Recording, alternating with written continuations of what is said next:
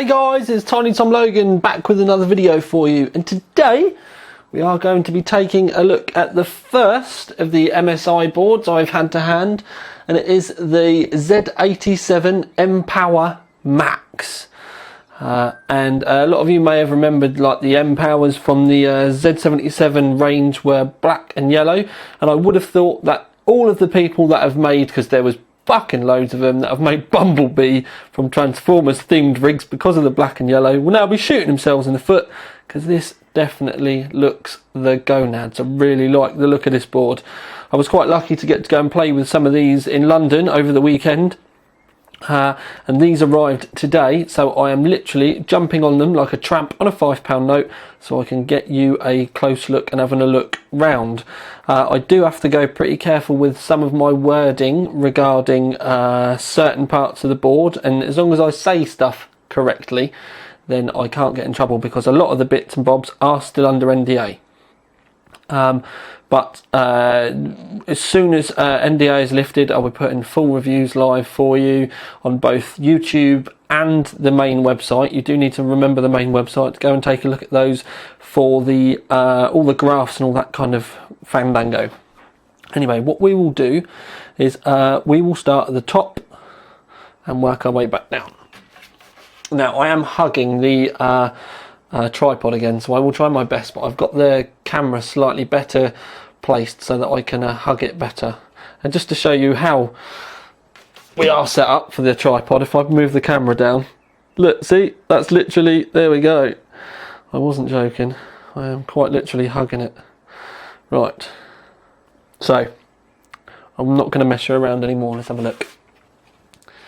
Now, looking at the top of the board, we can see that we've got two 8-pin powers at the top there, and this thing is absolutely ram-packed with power phases. And they talk about in the press release about their military standard number 4. I think it was written on the back somewhere. Anyway,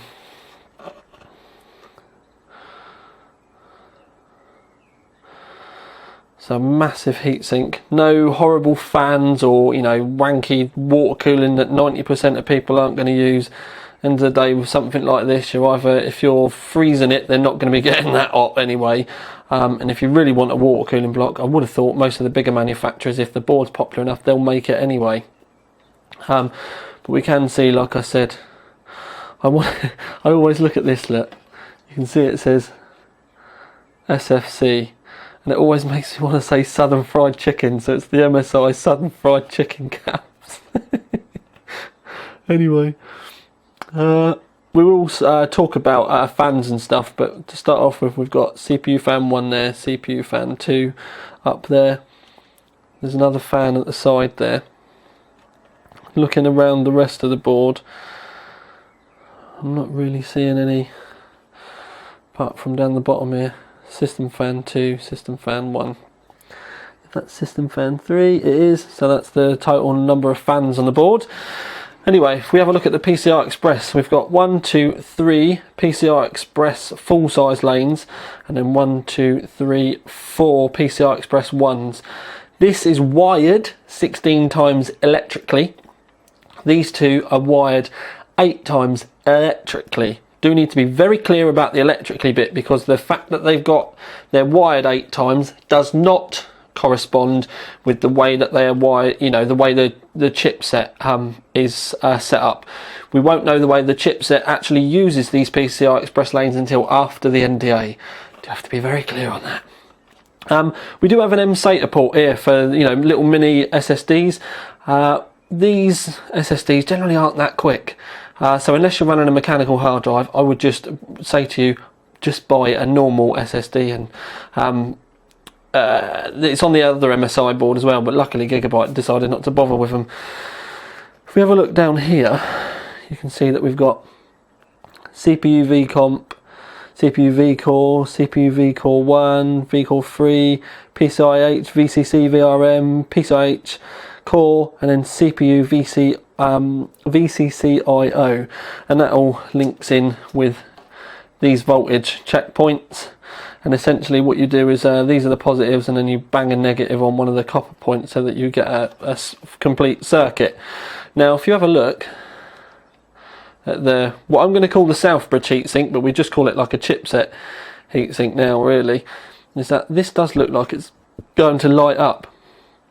I'm just having a look round, I can't see any kind of hidden power points, but we would have thought that that's going to light up. Now if we have a look around the back, we can see that we've got 8 SATA ports, but obviously we don't know how they work in with the chipset either, and also a 90°, I really like this, a 90° USB 3 internal connector. Lovely, the fact it's on its angle like that will make it much easier for cable tidying. That is the only internal USB 3 though, there's none down the bottom. We can see here that we've got internal USB 2s. We've got a LCD poster readout. I can't see what it says. That switch is BIOS switch apparently. This Fast B1, I think that's a boot to BIOS button. I'd have to check, and essentially if you press that it will start up and go straight to BIOS, or if you're in Windows and you press it, it will go straight, it will restart and then go into BIOS. I'm pretty sure that is what that is on that, but till we do the full review and I've tested it properly, I'm just trying to remember stuff that got pointed out when I was in London. Overclock Genie button, power button, reset button, and then the plus and minus button. I would have thought this is going to be for bumping the megahertz up rather than a multiplier up, but again that's going to be something we'll have to look at more in depth when we test it. Audio boost. Now you can see you've got the little track around here, and if I turn it round you can see it a lot better on the back of the board. Now what I didn't realise until I went to London the other day is that little track, yes it does light up and it does look pretty, but it does actually serve a purpose as well. This, the separated bit of the board actually means it's on the audio is on a completely different part of the PCB to the rest of the board, so it cuts down on interference. There's no real points on this where any of the main gubbins connect from one side of the board to the other, so it's just a way of segregating the audio to keep things cleaner. The logo that I was looking for before, I don't know how I missed it, is this MSI Military Class 4. Again, when we go and talk in the main review, I'll talk about all the additional bits and bobs and all the specifications of the components on the board and stuff. I do need to wait until the main review so that I can take heat sinks off, especially this one. I'm definitely not allowed to show you what's under this one just yet. If we have a look around the back of the board, we can see that we've got the audio connectors here. They've all got little gold pickups or gold connectors, so that's quite nice. 2 USB 2s and a further 4 up here, so 6 in total. Gigabit Ethernet, digital audio out, HDMI, full-size display port, and there's a second HDMI there. This button on the back I had to check is a clear CMOS button. 2 normal USB 2s and then a PS2 port keyboard or mouse, as you can tell by the fact it's green and purple at the same time. So I really shouldn't have been to the gym before making this video. Oh, right. Sorry, I'm shaking all over. So there you go. You can have a real nice look at it. There as it is. Big, beefy, chunky heat sinks. We can see that there's something underneath here as well. We don't know whether that's a PLX chip or anything yet. We'll have to find out when like I said, when we do the main review. I do quite like the little yellow flashes and everything on this.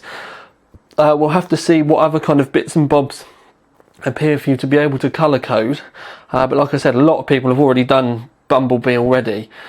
And although obviously it is a nice kind of theme, I think some of the ones that have been done have kind of most of the ideas have been covered. So if you're looking for an idea to go with a black and yellow rig, I would probably just do a black and yellow rig and don't necessarily try and tie it into any transformer stuff. That's just my input on it anyway. You will see as other stuff gets released that there are going to be black and yellow themed graphics cards to go with these as well. There's a couple of new ones coming out. I'm not allowed to say too much about it, but in the older generation, the black and yellows were the Lightnings. So do you know what I mean? It would be a fairly good guess to say that, you know, any new cards that may be coming there will probably be a Lightning version. But obviously I can't necessarily confirm or deny that. Although I can say that I'm looking at a black and yellow graphics card right now. Oh, that was very Batman, wasn't it? Anyways, that's our first look at the MSI Z87 M-Power Max.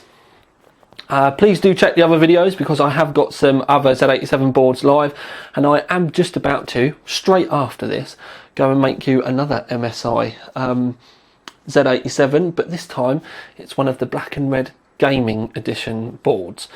So yeah, please do make sure you take a look at the channel to have a look at those as well. Anyway, this is Tiny Tom Logan with another Z87 preview for you. Out.